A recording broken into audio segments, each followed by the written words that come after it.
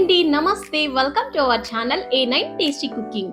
ఈ రోజు మన టేస్టీ కుకింగ్ లో డిఫరెంట్ గా చాలా టేస్టీగా సింపుల్ గా బీట్రూట్ హల్వానైతే చేసి మీకు ఈ వీడియోలో చూపించబోతున్నాను. బీట్రూట్ ను చాలా మంది ఎక్కువగా ఇష్టపడరు కదండి. నేను చేసే విధంగా అయితే ఈ హల్వాను చేసి పెట్టండి మీ ఇంట్లో వాళ్ళ కోసం.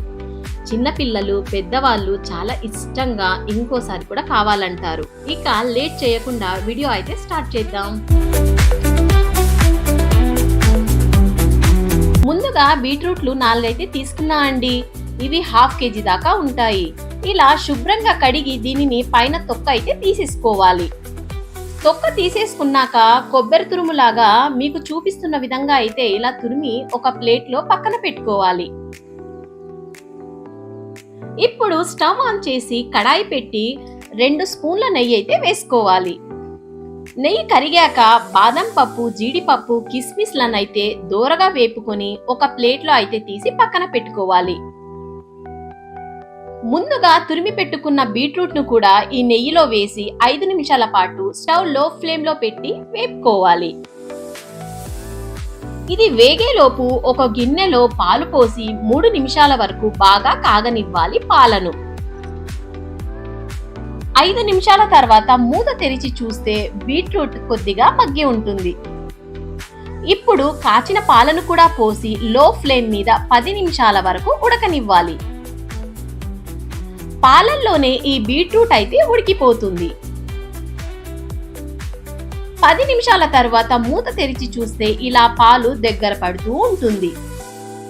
ఇప్పుడు 1/2 కప్ బెల్లం అయితే వేసుకున్నానండి.